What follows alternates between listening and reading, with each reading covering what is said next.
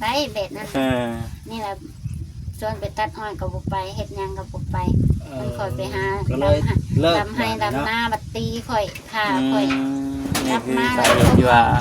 อย่าห่างกันเพราะฉะนั้นเนาะมาเอาเงินเอาคำไปเลยไปซื้อกินกลับมากับมีอย่างก็ซื้อกลับมาแล้วก็ไปใส่นอน3 คนนอนอยู่นี่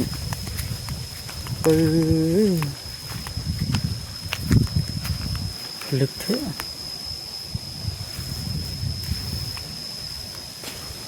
มียากันยุงอยู่ปะโถ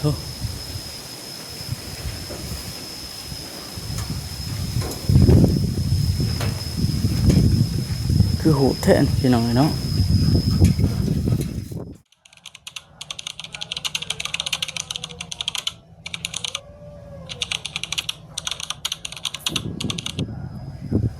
พี่น้องเนาะป้า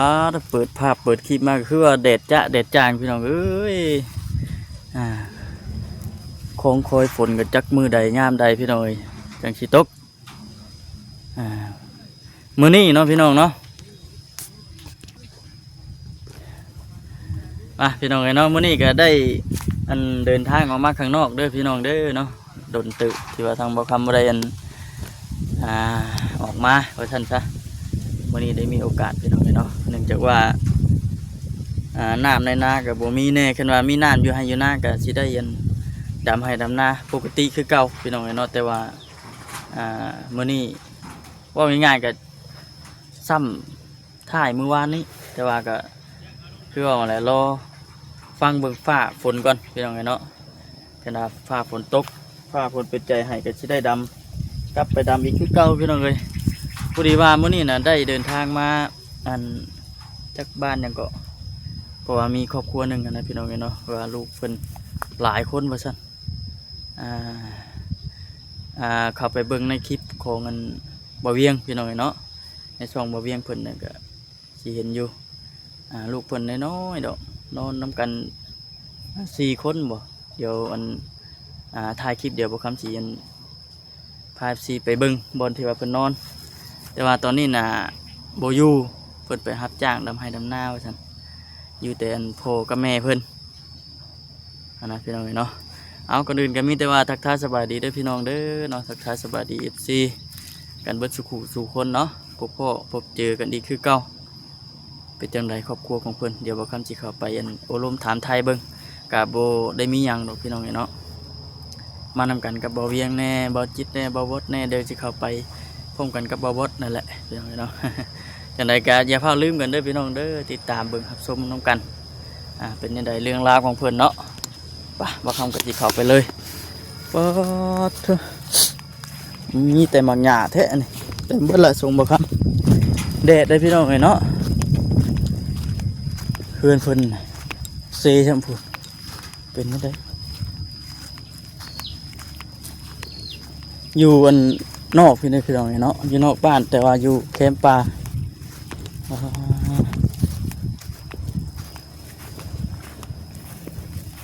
เป็นยังไงคือ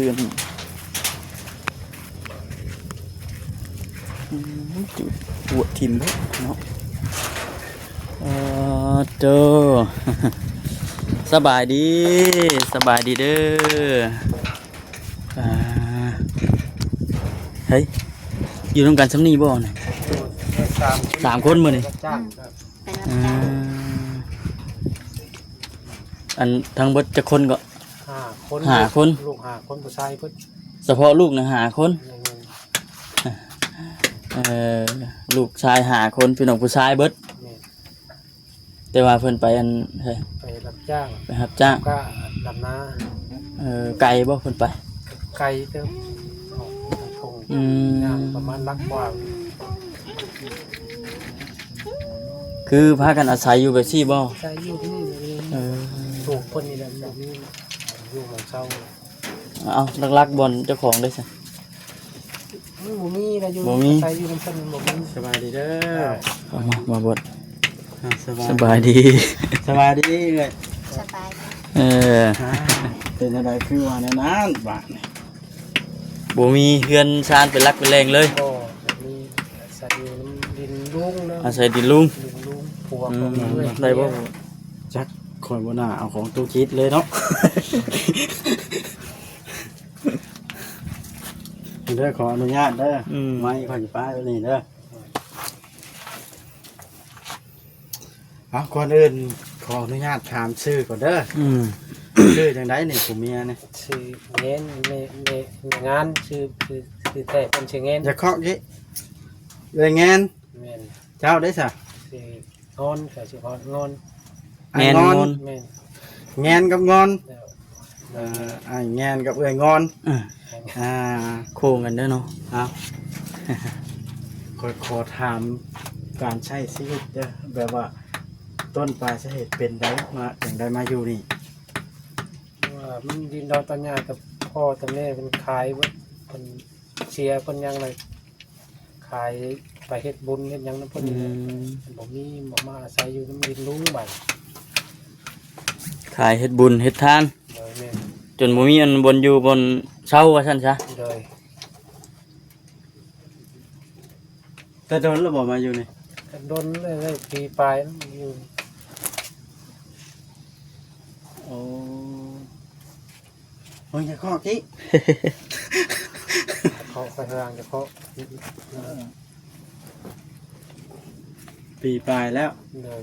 แต่เจ้านอนด้วยกันในนี้บ่ นอนนี่ลูกชายผมยังนอนกันนอนอยู่คนนึงน่ะบ่เคยเห็น ได้ลูกจากคนแล้วก็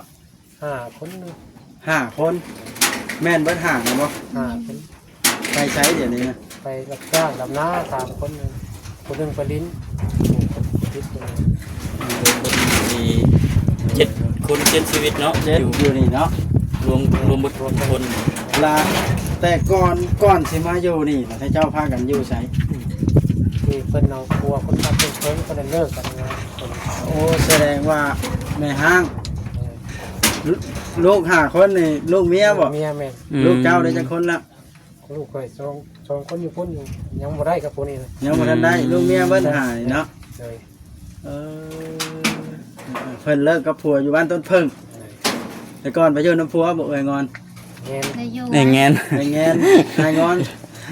ไปอยู่ดง ชื่อเลย ไป จ้ะ ตัดอ้อยอยู่ดงเลย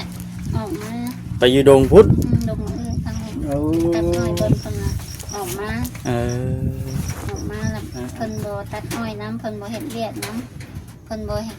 ตัดอ้อยไปส่วนไปก็บ่ไปแล้วเอามื่อส่งก็กลับมา โดย ข่อยบ่อยู่น้ำแล้วข่อยกลับมาอยู่บ้านอยู่บ้าน แล้วมาอยู่อันที่ดินนี่เป็น ของเอื้อยของผัวเอื้อย เป็นญาติผัวเอ้ย ของผัวเพิ่นซื้อเองเอื้อยข่อยก็บ่ได้มีหยังมาอยู่น้ำผัวเพิ่นมาอยู่น้ำผัวน่ะเพิ่นซื้อดินแหละข่อยก็ขึ้นมาอยู่น้ำคนใหญ่ขึ้นมาอยู่พี่อยู่คนอยู่น้ำผัวน่ะบ่มีที่ดินขายแจกแม่แจกพ่อเพิ่นแล้ว บ่มีหยังหน้าหยังก็บ่มี ให้หน้าตะกร้าก็บ่มีนะเนาะ บ่มี แบบว่าลักๆแล้วในชีวิตนี่ทรัพย์สินมรดกมีอย่างแน่ฮะขออนุญาต บ่มีหยังเลย บ่มีหยังจักอย่างเลย มีอย่างจักอย่างเลยอ้ายคนบ้านใดจ้ะ เป็นแบบนี้ คนบ้านเอ๊ะเมียล่ะ เป็นบ้านง่ายๆมันอะไรนี่อยู่ด้วยพวกนี้ เอ อยู่ อ เนี่ยเป็นมาอยู่อาศัยอยู่นั้น ป้าลุง บ้านลุง แบ่งกันนอนเนาะก็ปีแรกมาอยู่นี่เนาะนอนอยู่นี่น่ะ3 คนบ่ นอนนี่ก็สามกับแม่กับลูก ผู้น้อยนี้ กับผู้น้อยกับผู้ไปลินฮะ ผู้ไปดินนั้น 4เนาะ เที่ยวผมบ่ตกนอนนอกระเบียงเท่านั้นเลย ไปนอนอยู่ตูกอยู่เตียงอยู่พุ่น อ่า แล้วสิพาสิไปเบิ่งเนาะ แม่น เพิ่นไปนอนฉากโทรศัพท์ พากันแบบว่าเอาข้าวในใช้กิน บ่มี รับจ้างรับยัง ไปรับจ้างรับ วั ไป น มา รับจ้างเด้อวันไป มา รับ กั จ้า บ ง หูกินต้องมากินบ่ได้มีหนึ่งบ่ได้มี หมอหนึ่งหมอแกงก็บ่ได้นั่น หนึ่งกะ แบบนี้แล้วก็ มัน คือ ละ เรื่อง มันมีจังนึงมันบ่มีกระต้มเอาปรุงเอาข้าวก็ได้ปรุงกิน ขอโทษด้วยญาติพี่น้องเจ้าได้อยู่ไส เพิ่นก็เอาลูกเอาตัวเพิ่นน่ะเด้ ไปมัน ไปมา เออ บ่มีหยังเพิ่นก็ไปอยู่เรือนเมียเพิ่นอยู่ ต่างคนต่างมีครอบครัวไผเนาะครอบครัวไผครัวลาว ครอบครัวมัน ว่าซั่นซะ บัดเวลาฟ้าลงฝนตกนี่เหมือนง่ายเลยเนาะ โอ้ มัน หั หั ว ว มัน มัน ยัง ขาด ป่า ไป ใบ เลย น่ะปก ขาด ข้างห ไป ลัง ใบ น่ะ ปกเบิดแล้วมันมีมันอยู่บนเสา พี่น้องเนาะ ปกหัวมันอยู่แล้ว นั่งเนาะนั่ง ถ้าก็เอากันปีแรกบ่เจ้ากับเมียนะ เอาอย่าเบิ่งนะมันถือกล้องนั่นน่ะ ให้งอนเนาะ แม่น เอ้ยแงน เอ้ยเงินอายงอน ชื่อเขาท่า คู่ แล้ว กั นะ นยังไง อาจจะเป็นบุญวาสนาจูงเขามาเกี่ยวกันแล้ว แม่นแม่นแม่น ข้าวน้ำซ้ำปลานี่ก็หาแลกแห้งกินเนาะ ดำให้ดำนะกินไปรับจ้าง แล้วปีนี้ได้จังบ่ได้เฮ็ดน้ำเป็นของตัวเองเลย บ่มีบ่มีหยังเอ้ยขี้ดินจะถึกเพิ่นลูก อ๋อ เพิ่น เนี่ยที่ให้น้ำป้าน้ำยังนะ มาอยู่นี่เพิ่นบ่ว่าบ่มาขออยู่ที่เพิ่น ก็อยู่ขอบ เพิ่นจะว่าหั่น แต่ แหละ ว่าหั่นแหละบ่จักเพิ่นสิไล่หนี่ยามใดจักเพิ่นสิให้ยามใดบ่จัก เจ้าเว้าจักเจือได้เว้าถ้าเว้าผิดเพิ่นนี่เพิ่นเบิ่งคลิปนี่เพิ่นอ้ายเจ้าใดต้องเว้าความจริง เอา เจ้า ค ใด วามจริง แล้ว เลย ความ เนี่ย จริ นะ งก็บ่มีหยังเนาะอันนี้มันบ่ได้มาอยู่ของข่อยก็บ่มีหยังมาอยู่เอื้อยก็ซื่อบ่มีหยังจักอย่าง และบ้านเมืองแล้วก็ในบ้านการจะตั้งเพิ่นห้องรับเอาเนาะถ้าเจ้ามาอยู่นี่แจ้งเพิ่นแล้วบ่ โอ้โหเดี๋ยวคนนี้คอยยังบ่ได้เนื้อของน้องครบอันนี้ก็ อ่า คนนี้มันโผล่หมดแล้วเอาง่ายมันอยู่ในดินป้าดินลุงนี่เราใส่อยู่ในเพิ่น ต้องแจ้งเพิ่นนํเด้อคันบ่ เป็น แจ้ง ผู้คนทราบนำประชาชนเนาะ แม่นเพราะว่าหยังสมมุติว่ามีผู้รักผู้ใหญ่เพิ่นอยากช่วยเหลือเพิ่นก็สิถามยับเข้าไปเนาะบ่ถามเนาะ แม่นแม่น ว่าอยู่แต่เก่าวันอยู่เฮ็ดหยังนอนนิสัยกินยังไงเห็นแหล้ว เป็นไงจะโง่บ่อยู่ดอกมันอยู่ใน ขอโทษนะเอ้ยหยังก็ เองเองเงิน เนาะอันแบบว่าขอถามความหลังหน่อยเด้อบ่ให้หรือว่า เป็นหยังจังฟ้ากันกับผัวเก่าหลังจากนี้ ถ้าเพิ่นบ่เฮ็ดเวียกเฮ็ดการเพิ่นบ่ไปตัดอ้อยจักหยังนำ ย้อนทุกข์ยากนี่บ่ เพิ่นตีเพิ่นฆ่าแล้วค่อยกลับมา เออ เพิ่นตีเพิ่นให้เพิ่นน้อยอยู่กับอีกแล้วลงไปอยู่บ้านพัวก็ได้ผู้น้อยให้3 ปีแล้วกลับขึ้นมาแหละตัดอ้อยอยู่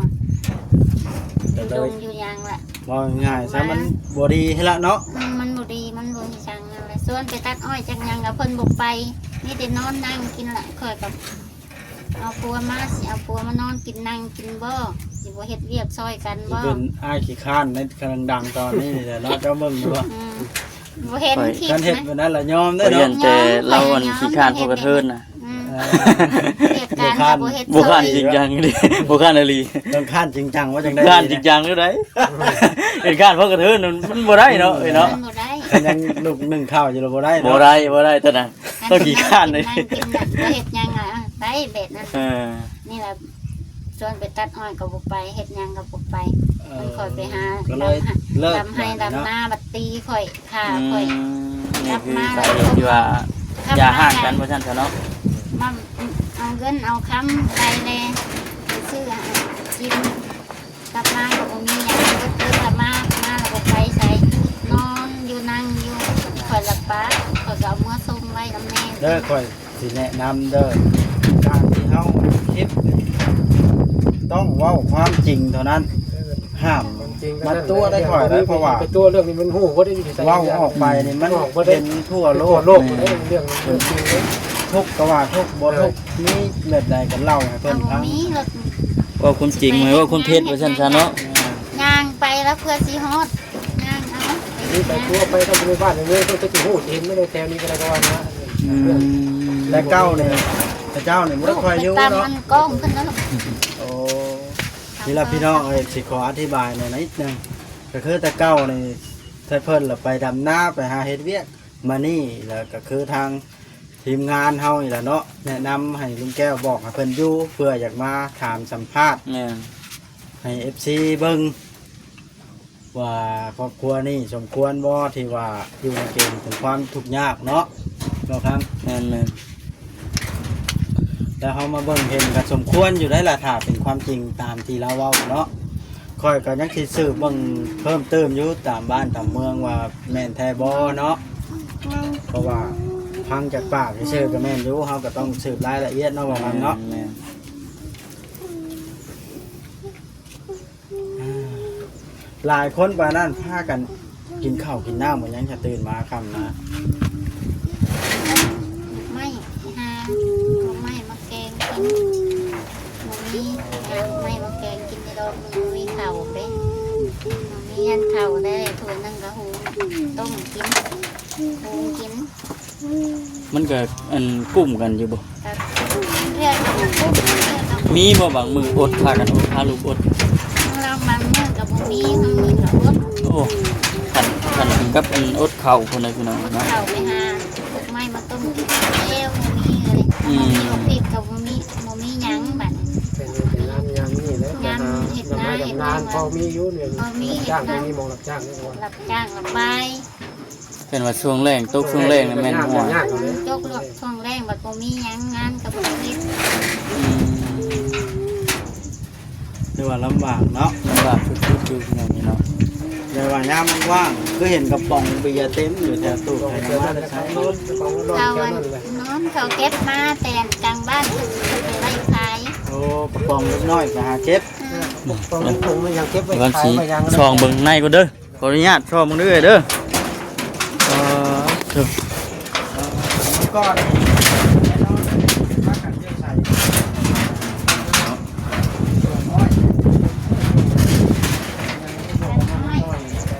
แค่ยาก เอาคนไปเลี้ยงชีวิตเนาะ ให้ขึ้นให้จ้าง บ้านเคยรู้นะ บ่อนอยู่บ่อนโคตรบ่อนเช่าเพิ่นหั่นน่ะพี่น้องเนาะจุดเซว่าซั่นซะอันมาอาศัยอยู่ที่ดินป้าเอาที่ดินอันข้างครัวของป้าว่าซั่นซะพี่น้องเนาะเอาพยกพยางขังมงไว้เดี๋ยวเจ้าหน่อยเดี๋ยวบ่คำสิพาไปเบิ่งเงินบอลที่ว่าลูกเราอยู่คือกระต๊อบตัวนี้นะแม่นเราอาศัยอยู่ร่วมกัน4คนพี่น้องเนาะพ่อแม่แล้วก็ลูก2คน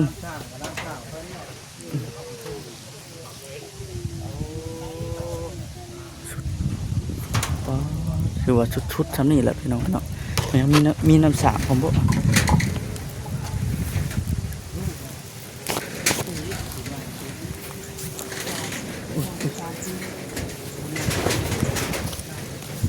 ปอดทุไอตัวสัตว์ตกเนี่ย 3 ปีใหญ่ขึ้นเนาะเริ่มใหญ่เกิดแล้ว ลูกกกแล้วบ่13 ปีนะอ่ามีแต่บักทึกพี่น้องเนาะ 3 คนนำไปดำหน้าได้แล้วเนาะ ดำน้ำให้แล้ว พอได้อันสู้แห้งพอก็แม่ว่าซั่นซะเนาะ มุกมิ่งเนี่ยคือบ่เห็น นี่มุ้งมิ่งกันนอน ทั้งโลกทางน้อง มุ้ ทั้ ง งโล มิ่ ก งกับบ่ได้กลางพวกอยู่คนกันเป็นน้อง ลูก3 คนไปนอนอยู่พุ่นบ่ บ่มีหอนมุ้ง นอนอยู่นี่สิ มีหยังมุ้งกับบ่ได้กลางค่ะว่ายุงครบอยู่ทำมาค่ะเอาผักความหัว อืม ทำเอาไป แม่ว่าแบบเล่นนี่เคยมีบ่อยู่ร่วมกันเบิดผู้คน ก็ ไม่ มี มีมันร่วมกันบัตร อย่างนั้น มัน มีมอง มี จ้าง เบียดบัตรมันบ่มีเบียดเคยอยู่ร่วมกันแล้วมี เพราะว่าใครจะถ่ายเบิ่งตอนหลายๆคน แม่น เขา มื้อนี้นะลูกเราบ่อยู่พี่น้องเนาะ น้ำเนี่ยเขาไปดำให้ดำน้ำน้ำบ่มีเบียดว่าเขาอยู่ อยู่เนาะ เขาอยู่ คือว่าพอสิไปเบิ่งบนอยู่บนนอนทางอันลูกเจ้าไปนอนเด้อบ่ได้นอนนำกันเบิดทุกคนเนาะ เนี่ยนอนไม่ได้เลยมันแคบมันนอนไม่ได้ แม่นแล้วมันหลายคนแบ่ง หลายคน แบ่งไปหั่นกับที่นอนเขาเนาะ นอนเขาเลยนะ ที่นอนเขา ปะซะเดี๋ยวค่อยก็สิไปเลาะเบิ่งพุ่นกันผมก็ตอบบ่นั้น เอาบ่จิตเอา ลูกเราอยู่ บ้านนี่เนาะพี่ไปนั่งกันแล้วบ่แล้วข่อยสิไปท่าอยู่พุ่นได้ไปท่าที่นอนต่อซื้อเนาะ แม่นป้าฉันเดี๋ยวสิไปเลาะเบิ่งก่อนเด้อไปเบิ่งก่อน เบิ่งกันเด้อซะนะ พี่น้องเอ้ยเนาะเป็นได้ใดกระต๊อบเพิ่นเป็นได้ใดหั่นนะพี่น้องเอ้ยเนาะพุ่งกินนี่ก็กลายมาอยู่ แต่ว่ามาถามไทยทางนั้นเป็นผู้เป็นพ่อกับแม่แล้วก่อนว่าเป็นได้ใด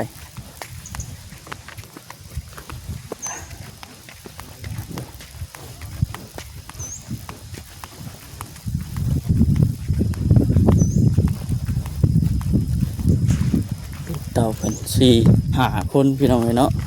หาชีวิตอาศัยอยู่แบบร้อนๆเล่นๆไปซื่อๆบ่ได้อัน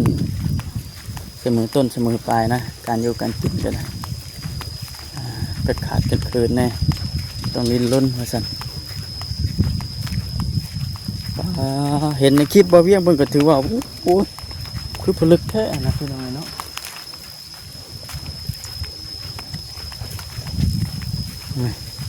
โอ้3 คนนอนอยู่นี่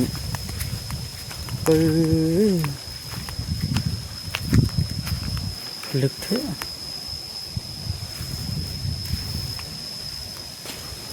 มียากันยุงอยู่ปะโถ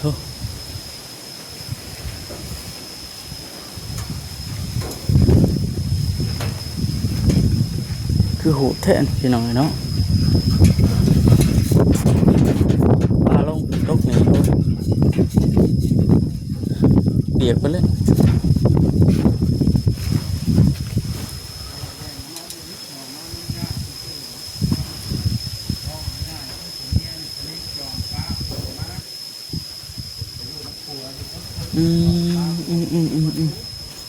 สุดยอดเลยดิ